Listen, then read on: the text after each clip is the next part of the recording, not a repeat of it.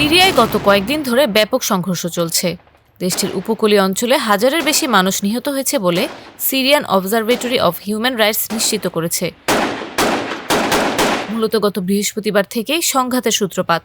দেশটির ক্ষমতাচ্যুত স্বৈরশাসক আসাদের সমর্থকরা সিরিয়ার নিরাপত্তা বাহিনীর ওপর বেশ কয়েকবার আক্রমণ এবং অতর্কিত হামলা চালায়। এরা মূলত আসাদ সমর্থিত আলাউইত যোদ্ধা।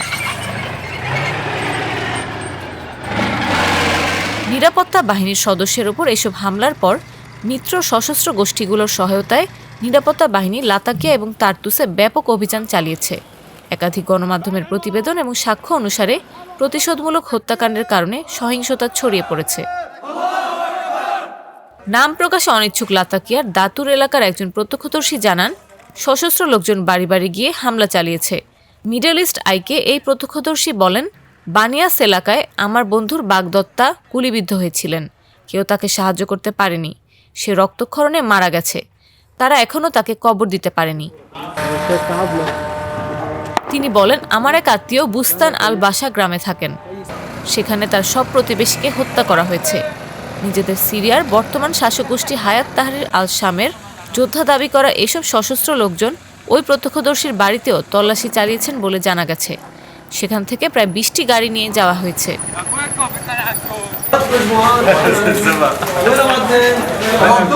ওই প্রত্যক্ষদর্শী বলেন, অস্ত্রধারীরা নিজেদের HTS এর যোদ্ধা দাবি করলেও তা সত্যি নয়। তারা কোনো সন্ত্রাসী গোষ্ঠীর সদস্য বলে তার মনে হয়েছে। তিনি বলেন, যে ব্যক্তি পালাতে চেষ্টা করছেন বা যাকে সন্দেহজনক মনে হচ্ছে তাকেই হত্যা করা হচ্ছে।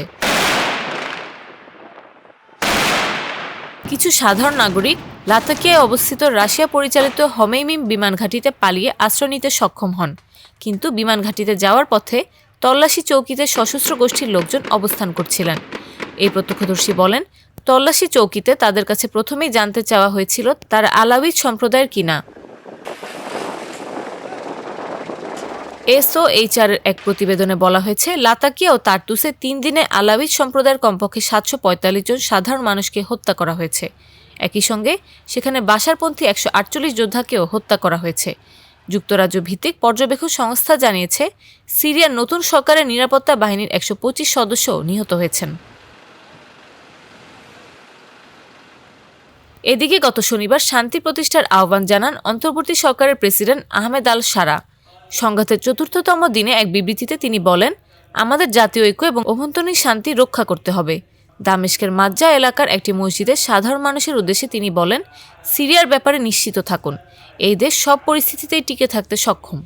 সাধারণ মানুষকে যারা নিশানা করছে তাদের বিচারের আওতায় আনা হবে বলেও হুঁশিয়ারি দিয়েছেন আল শারা।